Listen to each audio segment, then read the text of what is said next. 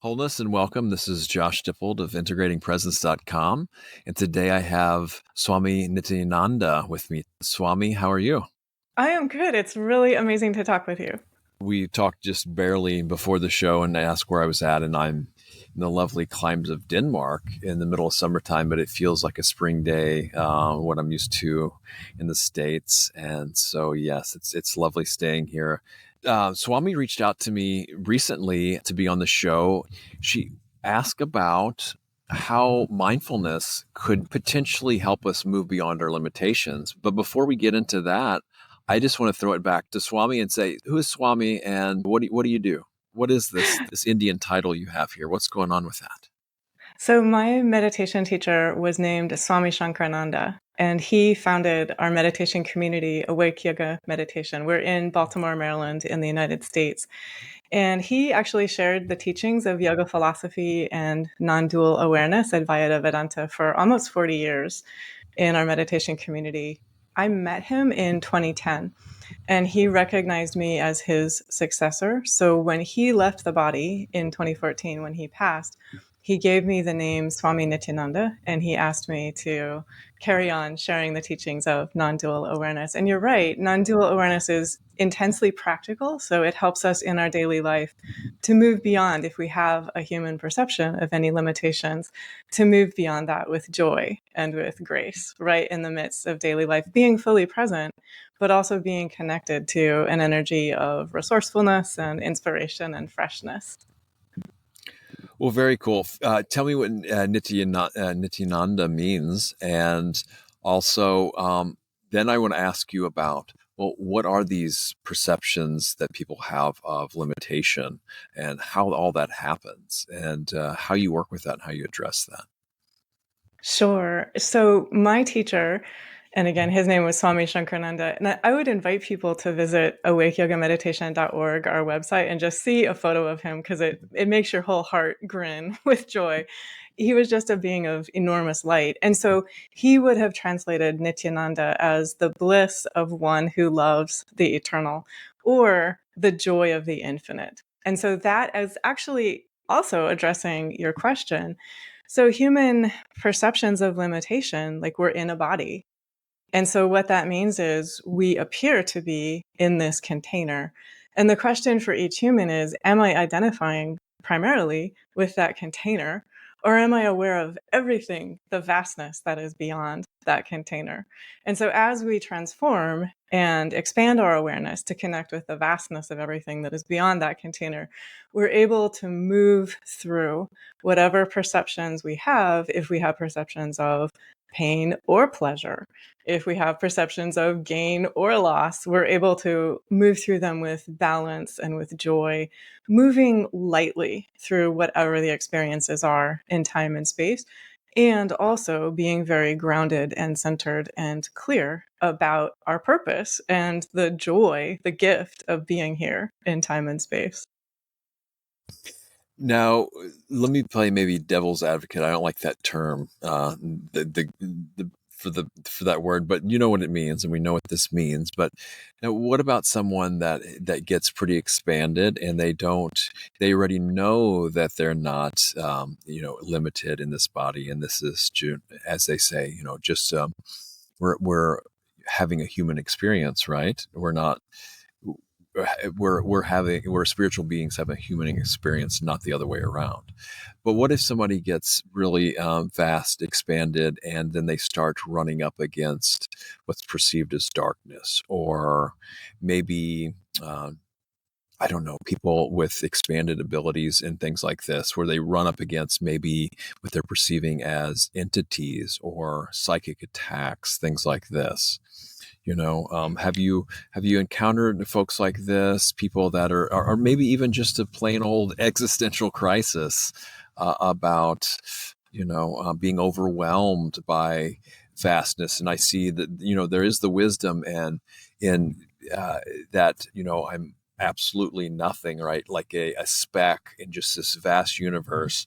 But to me, that's wise, but it also needs to be balanced with I'm love, I'm everything. Everything is full of love all the time, and I think flowing between these two of this wisdom of how vast and infinite and boundless things are, with this notion that love can flow through it all the time. So a few things there, yeah. I agree with you very much. So, for example, in meditation, it's really helpful to begin by connecting with that feeling of groundedness, like feeling your feet on the earth, feeling your interconnectedness with all of life, and feeling that there is a flow of supreme love and kindness and wisdom that moves through this whole existence, feeling that same steadiness at the base of the spine. And then it's from that grounded, calm, clear, centered, balanced awareness that the expansiveness can come. And it can come in a gentle way. It can come in an effortless way. It can come in a way that is continually guided and supported by light and by supreme love. And so I would say also in my community and in my tradition, there's a deep emphasis on being of service. So we are all here to be supportive and to be kind and to be present and to be wise as much as we possibly can with ourselves, and very practically with the people we live with the people we work with our neighbors. If we're on the bus or the train or wherever we find ourselves, we're invited to be as established as we can in that energy of calm and connected to the supreme wisdom, which is vaster than individual awareness. And then it's deeply important for us to use and to do so generously and skillfully and courageously all of the talents that our individual self has, and to be continually offering them to the highest good. Our own highest good is included in that. And what we find in our community is that a community is deeply helpful for people who are expanding their awareness, because it does help ground and integrate that expanded awareness into a human body, a human heart, a human mind, a human life. So in my experience, and from the people that I help move through these pathways of spiritual unfoldment, there's nothing scary about the process. And so we're always able to connect with light. We're always able to unmask the illusion of separateness. And we're always able to see and feel and be supported directly by that energy of the love that is vaster than any human limitation, the love that is vaster than any appearance of darkness. Humans certainly have the ability and the option to choose pain and to choose that illusion of separateness. But also, when we steady ourselves and we have a practice community and we have a really pure set of teachings and an energy of support that is present, flowing in that community and in those teachings, it very profoundly helps, so that there's nothing scary about this process of expansion. And there's always just that very simple, pure, I am here. What is highest and best in this moment? I am here. How may I be helpful? How may I be hopeful? How may I be of service right where I am?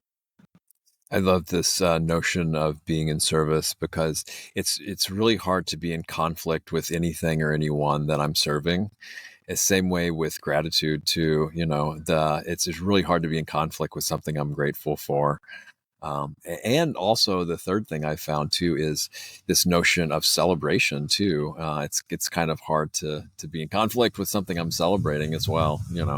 Uh, and of course, this is with the reminder that abuse is never okay, right? It's not just going to be grateful that someone's abusing me or something like this, right? Or grateful or celebrate something ridiculous like that. No, we need to do whatever we can if someone's in a situation like that, where we remove ourselves from that situation, right? That's not what I'm talking about. But one thing also you touched on was community, and I want to talk a little bit about community here. And like, what challenges have you had? What have you found that works and doesn't work? What makes a community run smoothly? So, I mean, I think that a community that is animated by the principles that I just talked about, it's just beautiful. Like, it's an absolute gift. And so there's an immediate, palpable presence of support and welcome and joy. And so people who join our meditations or who join in person or hop on Zoom or YouTube, where we also share our meditations, there's just this feeling of being greeted, being welcomed. And then when one is greeted and welcomed in that way, it helps establish one in that I'm always turning within to the light within myself. I'm always welcoming that. And when I'm in contact with the light within myself, then I agree with you very much. It's possible to move in the energy of celebration. It's possible to move in the energy of gratitude. It's possible to move in the energy of collaboration and cooperation. And so I would actually say that what happens then is community becomes not only the meditation community, which of course is a really important foundation of that, but it becomes everyone. And so there becomes almost like a universal community, a universal kindness, a universal kinship. And we're living and moving in that energy. And it becomes a delight to walk through time and space and to just be moving in that energy. So as we transform our own consciousness and establish ourselves in that light and in that energy of cooperation and sharing and generosity, as you were talking about, then what happens is that energy flows back to us. And our perceptions and our experiences of the world as we move through time and space also transform as well. And so, of course, human structures will transform as that happens. And so, this way of being has very practical consequences for each meditator. So, for each of us, wherever we are, like we might be in very high powered positions as CEOs or doctors or lawyers or surgeons or in boardrooms helping make high powered decisions, that energy of cooperation silently will be sharing through us. And it can have a profoundly transformative effect for the organization wherever we find ourselves.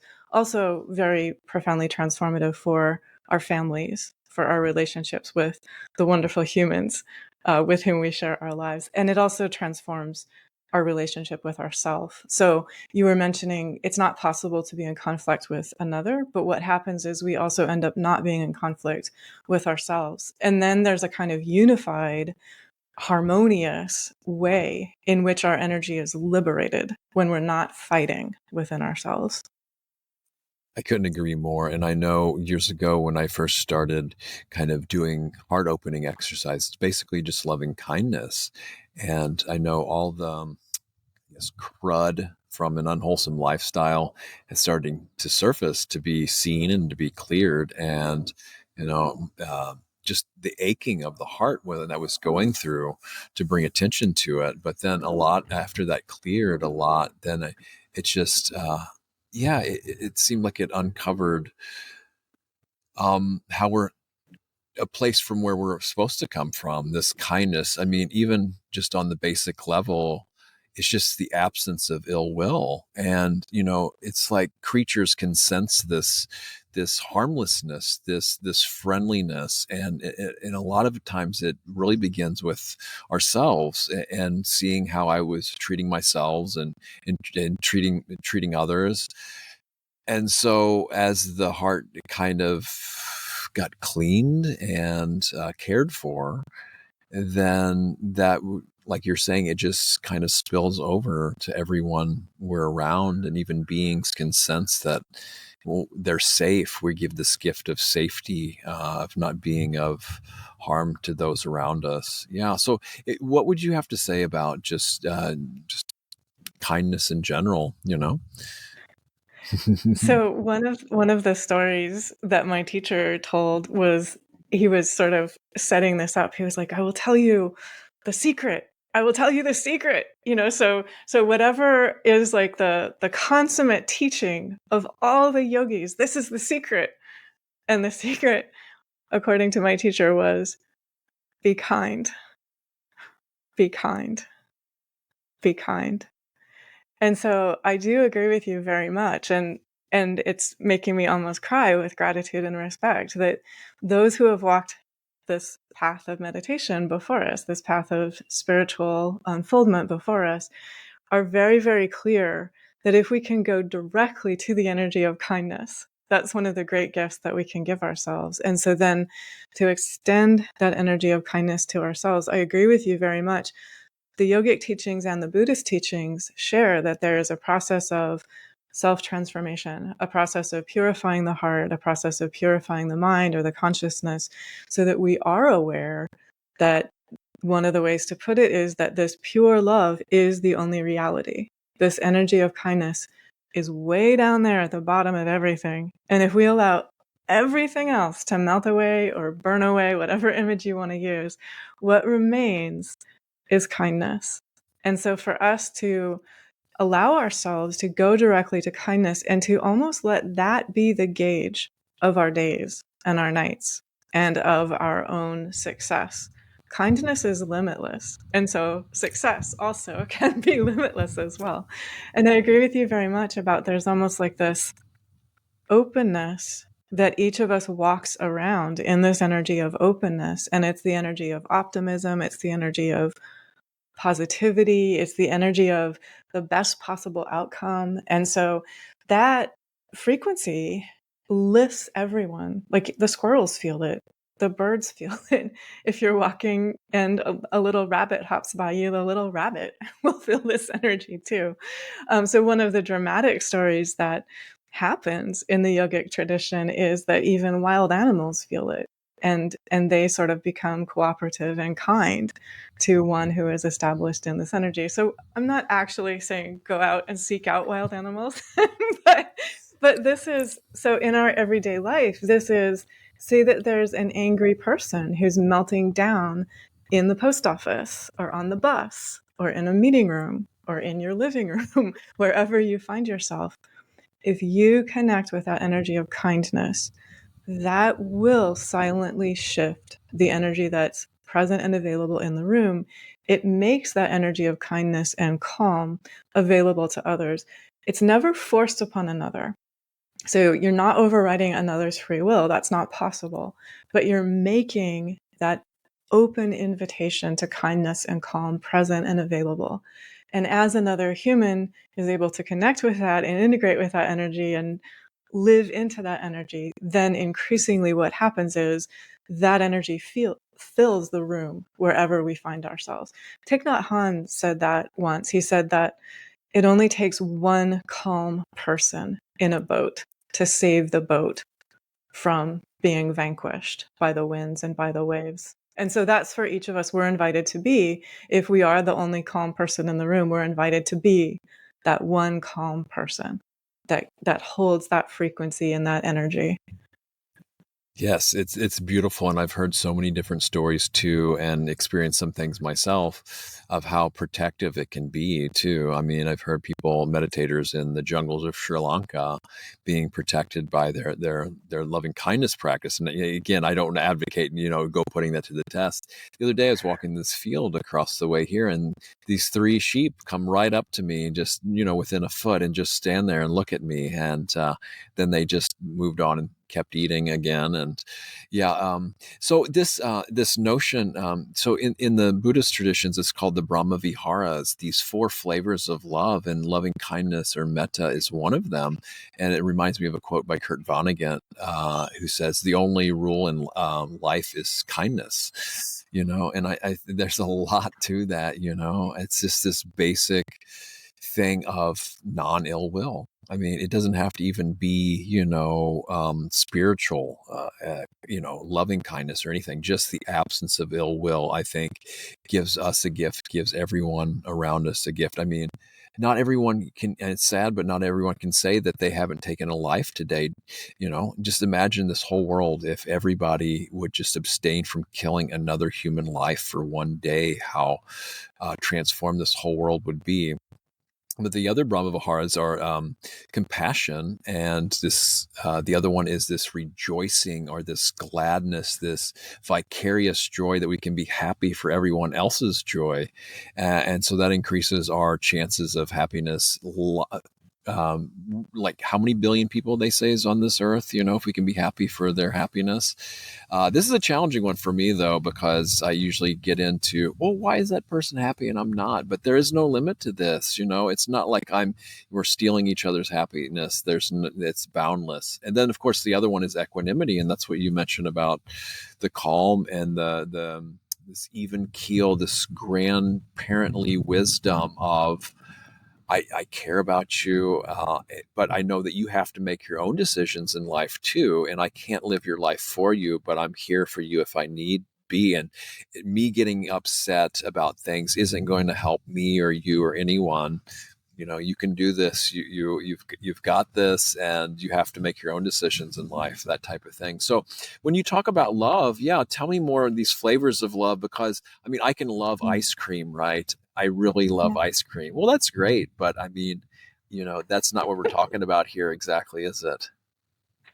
Oh, so much joy, and thanks for the way that you put that into words. It was absolutely beautiful. And actually, in the yogic teachings, a very similar teaching is present as well. And so there is like another thing. I'm curious to know if this is present in your tradition as well, but it's recommended that we establish ourselves in neutrality, non-attachment, if we see someone who is making errors and causing pain to themselves and others. And that can be a challenging one humanly as well. So yes, just to confirm that in the yogic teachings as well, it is recommended that we practice what you called, I think, loving kindness. I think Mm-hmm. my tradition often calls that like unconditional love or Okay. pure love. Sure. Yeah. And so it's that universal pure love. It's Mm-hmm. non physical love. It's beyond the love that you mentioned for your ice cream. But Mm-hmm. when you're established in love for the source of all love, that's another way to put it, Mm-hmm. then you recognize, oh, this ice cream is amazing because it comes from the source of all love. But you're not asking the ice cream to provide you with lasting satisfaction and fulfillment because you know that comes only from the source of all love. And then what happens is in our relationships with humans, we're also very clear love actually flows to us from the source of all love. And so it's flowing through humans from the source of all love. And what happens then is our relationships transform because grasping and clinging is non present because we're connected to the source of all love. And so that flow is established. It's always present. It's always here with me and within me. And so then that comes naturally from other humans. And then as well, compassion. So in one of the teachings in the yogic tradition is that compassion is sort of like love plus wisdom, and it helps find a way forward. And so that's just a really wonderful thing to connect with as well. And I really love what you said about the love that understands that I'm here for you, I love you, and I trust you. You are filled with light. You are living an amazing life, and I support you in making your choices in your journey. And that's a very freeing and healing pathway as well. Yeah, it is too, and that way we don't interfere with someone else's journey too. And I like this you said earlier about we could never interfere, or I forget exactly what you said, but oh well, it reminded me of a situation where we might need to take action. What came to mind is this example of someone in front of us that is doing harm to someone else. It's a really tough situation. What if it's in my capacity to speak out and say, hey, stop beating that person up. Or even if I could go over there and stop it without any harm to myself or the other person, to me, it seems an obvious choice to do that. Now, I'm open to Yeah. saying why that might not be, but especially when it comes to maybe mothers, they're going to protect their children the best way that they Yeah. know how. I agree very Hmm. much with what Hmm. you're saying. And it's sort of like connect to, I'm comfortable using the word divine, but if a listener prefers the word the universe or the source or the higher self, please use that word. Connect to the divine first, and then listen very quietly to what is most of service, and then full on use your talents, your skills, every tool that is present and available to be of help. So I'll give an example. Say that you are a person who loves animals and you are aware that there's a case where an animal is being harmed. Absolutely connect with what is healing and what helps that animal. Do so after connecting with this expanded awareness so that you're not coming from only reactivity or your individual self and your feelings of anger and upset, but you're coming from this vast resourcefulness. And so, another way to put this, like yogis might say, if an angry elephant is running toward you, that's the divine in the form of that angry elephant, but it's perfect for the divine in the form of you to step out of the way of that angry elephant. And to use your example, if you see a kid or a mom or a kid and a mom in the pathway of the angry elephant, it's perfect for you to step in and help the mom and the kid out of the pathway of the angry elephant. That's actually part of what we're here to do. So it's really important for us as humans to be noble and generous and dedicated and present and honorable, using all of our talents and our skills and our ability to respond. Another way to put this is like, if you become aware of the divine in the form of a thief, it's completely great to call the divine in the form of the police, if that's a good way to respond. Or, whatever it is that you have to do. If you can turn on a floodlight to shine light and just like make the thief go away, that might be helpful in that moment as well. And so to Sure. understand, like, underneath all of it is unconditional love, but humans can forget that and can cause harm and do damage. And it's absolutely part of our role to be very faithful, honorable, responsive stewards, the best that we possibly can, to do it connecting with that energy of universal compassion and awareness. And then, like listening very quietly within ourselves, we'll know like how to respond in that moment, and it'll be helpful. Sure, beautifully put. Yes, and that's a very good way to look at it. And you mentioned my tradition, and I do study and practice a lot of the Buddhist stuff, but I still wouldn't label myself anything in particular. In these traditions, the thing that closest resembled what you said when you mentioned that before is non-clinging, this non-attachment, and especially non-clinging though to this relinquishment, this letting go, as it's commonly said today, and yeah, the least amount of clinging the better. So yeah, Yeah. yeah. So now this tradition, it's I saw Kriya Yoga in there. Now, is this Yeah. the thing of Yogananda too? Did he do Yeah. Kriya Yoga as well? And tell people a little bit about that if you'd like. And as far as Sure. the actual practices too, and the types of meditation that you're into and Yeah. do. Absolutely. So, my teacher was Swami Shankarananda, and he founded our meditation community, Awake Yoga Meditation. He was consecrated as a Swami by Swami Premananda.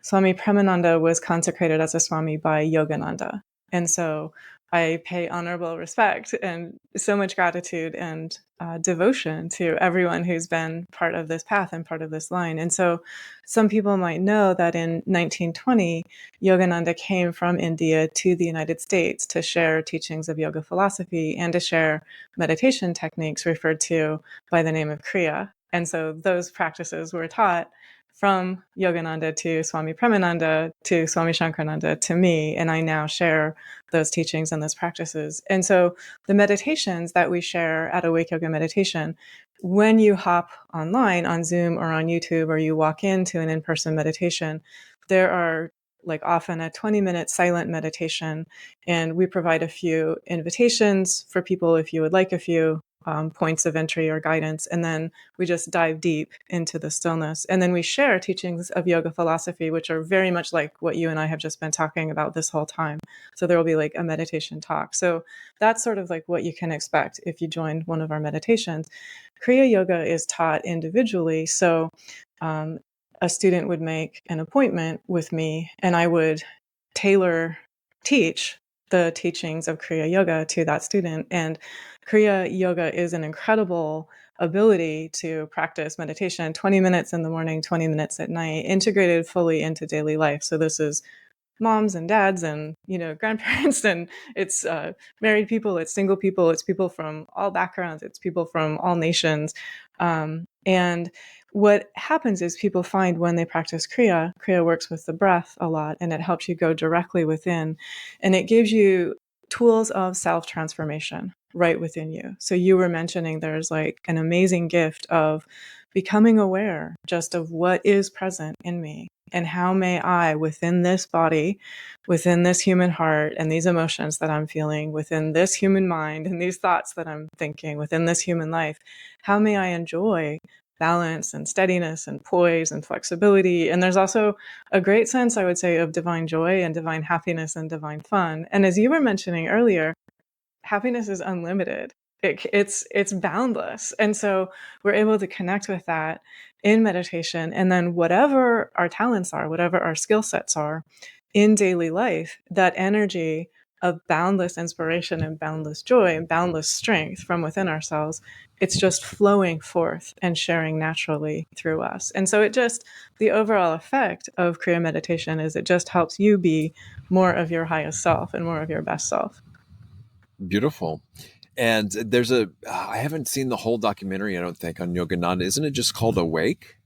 I think it might be. Yes. Yeah, Yeah. it has a lot of archival footage, and the famous book Autobiography of a Yogi. I read a little bit of that in the past. It's quite a phenomenal life journey he had, and all the things that his abilities and his presence was really inspiring, and continues to inspire so many people. Um, Now, let's talk a little bit about awakening, if you'd like. What would you just say in general to awakening? Maybe your own experience around it. If there's any kind of trends, I don't know if that can be, how people approach it in your tradition and outside your tradition. What advice you would have to give people for awakening? So I think the foundational observation is that the energy of awakeness is already with you. It's already with every single human. It's been with you from the first breath that you breathed in this body in this lifetime. And so what happens when you become consciously aware, I want to meditate, I would like to consciously awaken, that process quickens. It becomes very dynamic. And I would also say there is a self-pacing to this process as well. So whatever is most helpful, you will be guided to it. If having a teacher, having a meditation community is helpful, you will know, and it will be supportive. Whatever books are helpful, you will know, you will be guided to them. And so just step by step, moment by moment, guidance and support are present. They're always with each of us. My teacher taught that we are at a time of heightened awakening on this particular planet, that there's more light coming in, and that as a result, humans across the planet, perhaps in unprecedented numbers, are becoming aware of this energy within ourselves. Awakeness, it's non-separate from each of us. So it's just you. And it's you being your true self. So it's you being your open-hearted self, you being your rejoicing self, you being your generous, forgiving, gracious, good-humored self. And so awakening is just being that and then living in that current of energy and inspiration continually. And what happens then is as we meditate, we become established in that. And so for myself, I would say, and I'll invite listeners to think about, everyone has entry points and points of connection. So for myself, one of the things that I was aware of, I grew up in Washington State, in the part of the state where it's mountains and evergreens and lakes, also very harsh winters. But I was aware of myself connected to the natural world. So I was aware that my body was an extension of the natural world, and the natural world flowed into my body. And that was actually my earliest awareness. And so that for me is a natural point of connection and awareness. For every listener, think about your earliest points of feeling connected. What were they? Because they're always there, they're always with you. And then allow those points of connection and awareness to be continually present within you. It is a foundation of strength within you. And so just be connected to that foundation of strength within you and let it be one of the first things you become aware of when you wake up in the morning. Let it be one of the last things you give thanks for before you go to sleep at night. If you need a reset in the middle of the day, just connect with it. Let it be that you reconnect with that connection, that freshness, that aliveness within yourself. I met my teacher in 2010, and I would also say that is a huge catalyst. So my teacher was just this incredible, radiant presence of joy and dynamic energy and vitality. And it's sort of like if you're not a strong singer and you come into contact with an amazing, strong singer, it helps you sing. And it just helps you be open hearted in your singing and just sing with abandon. You don't care if you're on tune or not. So, my experience is that that's what happens when you meet your teacher. It's like you just become aware of this current of harmony, this current of spiritual energy, this current of transformation, this current of support. So it's an incredible wind at your back, and also steadiness, earth beneath your feet, and also expansiveness, like the sky above you. And it's really, really helpful for anyone's transformation if your primary motivation is always, how can I be most of service? That just grounds and integrates all of this. And it helps ensure just the purity of your heart, your consciousness, your awareness. It also gives you that motivation. So you were mentioning that in the process of unfolding, like, it's common for humans to become aware of, I regret that in my previous life, before I became aware of this awakeness, I caused harm to that person, or I made this choice and maybe caused harm to myself. So when you have that sense of, I'm on this path to be of service, it helps you move forward. It helps you have a sense of, like, this is my higher purpose. And so it helps you love yourself through and beyond, sort of like keeping the wisdom from those past experiences, but being able to let go of the pain and being gracious to yourself the same way that you would be gracious to another if another were transforming, keeping the wisdom and letting go of the pain. Beautiful. Yes, it's really so important. This, when I kind of made the choice to be of service, it's as clear as day, because there's I mean, maybe it's oversimplification, but we can have a service to self or service to others, and it's just, it's clear as day to me now. And this also includes taking care of ourselves, so where we can be of service too, and so that counts as well. Now, what would the other thing before we start wrapping up here? What kind of like practical advice would you give to people in kind of like the workaday world? I mean, maybe there's not too many people listening that are there, but maybe there will be. Are just practical things throughout the day too. What you mentioned already was really helpful. Is there anything else to share with Yeah. folks? Yeah. Yeah. So, I mean, thank you for asking that question. It's one of the things I'm really grateful. My particular line of teachers and line of teachings invites us to wake up and to be fully awake in daily life, like right in our apartments, our houses, wherever we are, in our jobs. And so our meditation community includes doctors and surgeons and dentists and lawyers, and it includes CEOs. It includes really high-powered people. It, of course, also includes creative people, musicians and artists and songwriters and people who work in healing modalities. And what our meditators consistently report is that when they meditate, and for many of them, it's 20 minutes in the morning, what happens is they are able to be fully present in exactly the situations that I mentioned. They never describe them as high stress and high pressure, but I think objectively, it can be described as they are being of service in very high pressure situations from a human perspective. But they're able to do that and to be fully present. I think the word that you mentioned was equanimity. They're able to bring that equanimity, that sort of presence, that balance, that poise, that remembering of their dedication to being here to be helpful. And so it just brings clarity. It just brings clarity. Like if you're having a challenging conversation in a meeting room or a boardroom, you remember the higher purpose and you have that ability to let go. There's no attachment present, and you are connecting with what is the most positive possible outcome, just the energy of that, not necessarily even knowing in advance what form that will take or what that will look like. But as you open to the most positive possible outcome, it helps the other people in the room also open to the most positive possible outcome. So, yes, I mean, I would say that these teachings and practices are intensely helpful for humans who work in very high powered situations. It's also intensely helpful for parents, for people who are partners, for people who are friends, for people who are neighbors, for people who are taking care of parents.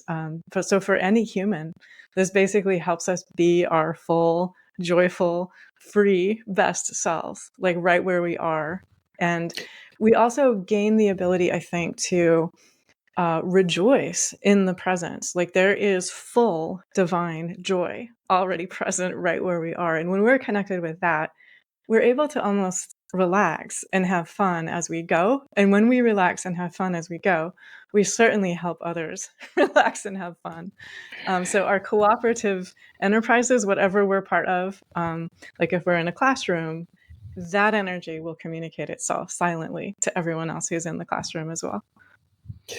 I couldn't agree more. And to the people that say, oh, it's so selfish to meditate, 20, 30 minutes a day.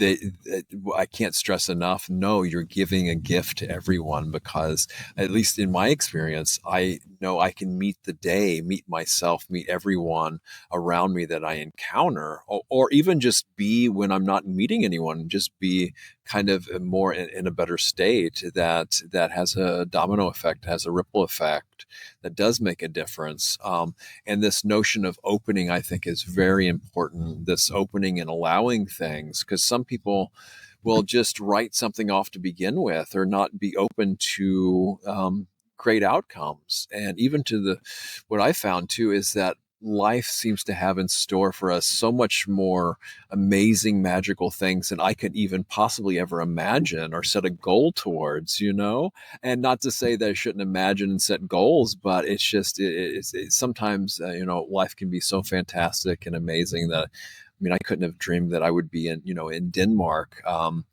with a fiance that I had followed for years online and really respected, and just found so amazing. And here we are together, one of the so many different possibilities.